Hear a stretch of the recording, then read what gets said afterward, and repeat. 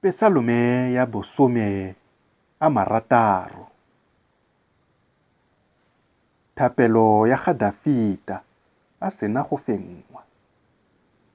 Loboko lwa ga Dafita lwa go ruta lo lo kwaletsweng mo pedisi, lo lo opelwang ka moopelo wa letutla la tshupo.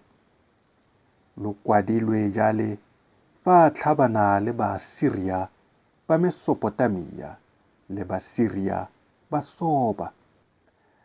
Fa Joabe a boa a fenya baetomo ba le 12,000 mo mokgatleng wa letswai.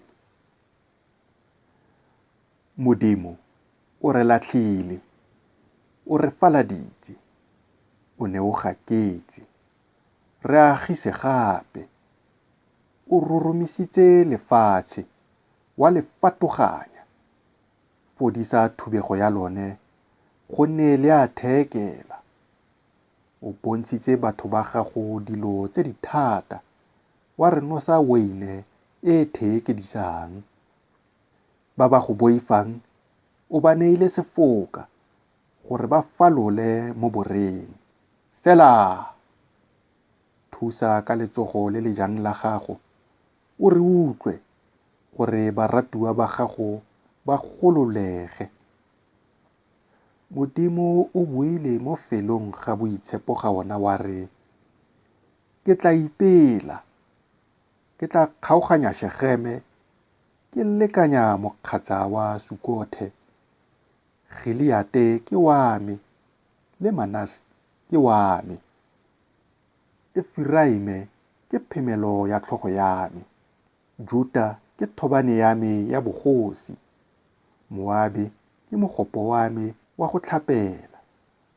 Setlhako sa me ke se latlhela mo Edomo. Ntudueletsa wena Filistia. Ke mang yo tla nkisang kwa motseng o thata? Ke mang yo tla nkgogelang kwa Edomo? A ga se wena Modimo o re latlhileng. Modimo, ga o bolole le mephato ya rona.